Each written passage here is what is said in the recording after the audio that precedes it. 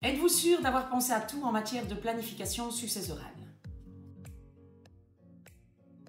Vous avez peut-être rédigé un testament, signé un pacte sur succession future, effectué des donations ou même encore contracté un contrat relatif à une assurance décès. Mais qu'arrivera-t-il en cas d'accident de la vie?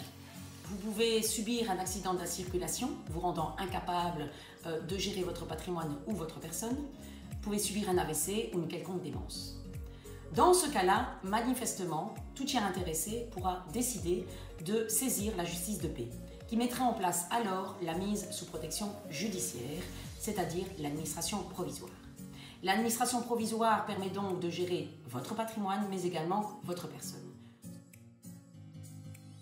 Cette mise sous administration provisoire permet d'appliquer les règles légales du Code civil en matière de protection des biens et de la personne. Néanmoins, aucune autonomie de volonté ne sera appliquée et les décisions ou les souhaits que vous auriez ne sont évidemment pas respectés. La solution est le contrat de mandat extrajudiciaire. Comme son nom l'indique, ce contrat de mandat est un contrat, premièrement, et deuxièmement, ne requiert pas l'intervention du juge de paix. Vous pouvez donc rédiger ce mandat et désigner un mandataire. Ce mandat sera enregistré au registre des contrats de mandat et le juge de paix en aura uniquement connaissance en cas de cause normale de fin du contrat de mandat ou encore en cas de demande sous administration provisoire. Nous y reviendrons. Ce contrat de mandat a donc un statut hybride. D'une part, il y a le droit des contrats, mais également le droit des incapacités. L'autonomie de la volonté est évidemment primordiale et permet de rédiger un contrat de mandat comme vous le souhaitez, tant au niveau de l'objet que de l'étendue, mais également du choix de la personne. Au niveau de l'objet du contrat de mandat, vous pouvez décider simplement d'un contrat de mandat et de permettre à une personne de gérer votre patrimoine, mais également votre personne. Par exemple, vous pouvez décider que telle personne pourra conserver votre patrimoine, jouir de votre patrimoine, administrer votre patrimoine ou même gérer complètement au niveau des actes de disposition à titre gratuit ou onéreux. Au niveau de la personne, vous pouvez décider que vous soyez placé dans telle institution ou à l'inverse, refuser d'être placé dans une autre institution ou demander au mandataire de vous aider quotidiennement dans les actes de la vie. Au niveau du choix de la personne, le mandataire est désigné par vous-même et vous pouvez désigner qui vous semble utile. Le choix est évidemment important. Ça peut être une personne de la famille, mais également extérieure, un professionnel ou une personne plus officielle comme un avocat. Vous pouvez désigner plusieurs mandataires, tout en sachant bien évidemment que les décisions communes sont plus difficiles à prendre et que manifestement, le choix d'une seule personne est peut-être plus avisé. Vous pouvez par contre désigner un mandataire à titre subsidiaire en cas de prédécès de votre mandataire principal. Le contrat de mandat peut être gratuit ou rémunéré. Il s'agit donc de savoir si vous considérez que le travail, ou en tout cas l'objet du mandat que vous allez conférer au mandataire, doit être rémunéré. Si tel est le cas, il faut bien évidemment prévoir les conditions de la rémunération dans le contrat de mandat. L'entrée en vigueur de ce contrat est spécifique. En effet, ce contrat ne s'appliquera qu'en cas de perte de discernement. C'est-à-dire que vous rédigez le contrat quand vous avez toutes vos capacités de discernement et ne s'appliquera qu'en cas de perte de discernement. Et donc, deuxièmement, ce contrat ne s'appliquera que pour le futur. Ce contrat ne s'appliquera peut-être jamais si vous ne perdez jamais vos facultés de discernement. En tous les cas, vous avez la possibilité de protéger votre incapacité. Qu'en sera-t-il si une tierce personne de votre famille ou pas a l'intention de demander à la justice de paix de vous mettre sous administration provisoire?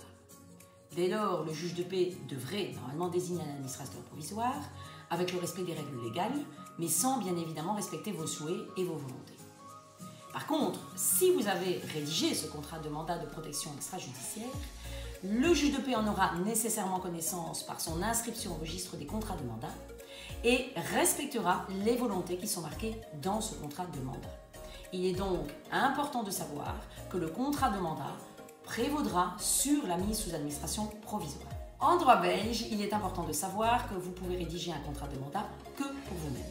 Dès lors, il n'est pas possible de prévoir un contrat de mandat pour votre maman, votre papa, votre grand-mère, mais par contre, vous pouvez utilement conseiller ces mêmes personnes à rédiger leur propre contrat de mandat. En droit français, par exemple, on peut rédiger un contrat de mandat pour une autre personne et ce contrat est un contrat de mandat de protection future, qui équivaut donc au contrat de mandat de protection extrajudiciaire en droit belge. Vous aurez compris que lorsque le contrat de mandat s'appliquera, vous n'aurez plus vos facultés de discernement. Mais comment alors vérifier le contrôle de la bonne application du contrat de mandat par le mandataire? À ce sujet, plusieurs possibilités existent. Soit vous désignez dans le contrat de mandat une autre personne qui pourra contrôler l'intervention et l'exécution du contrat de mandat par le mandataire. Autre possibilité, tout tiers intéressé pourra saisir la justice de paix pour le contrôle de l'exécution du contrat de mandat. Dès lors, en cas de dysfonctionnement ou non-respect de l'autonomie de la volonté que vous avez rédigée, la justice de paix pourra éventuellement intervenir. Le juge de paix interviendra également dans d'autres situations, pour la fin du mandat par exemple, les causes normales, le décès du mandant, mais également en cas de récupération de vos facultés. En effet, il n'est pas impossible que vous récupérez à un moment donné vos facultés. Dans ce cadre, le contrat de mandat ne s'applique plus et bien évidemment, la justice de paix peut être saisie pour arrêter et mettre fin au contrat de mandat. La révocation du contrat de mandat est également possible. Dans ce cas également, si vous considérez que vous avez récupéré vos facultés, le mandataire considère par contre que tel n'est pas le cas, il continue à exécuter le mandat alors qu'il n'est plus dans ce droit d'exécuter ce contrat de mandat. Le juge de paix règle alors ces questions.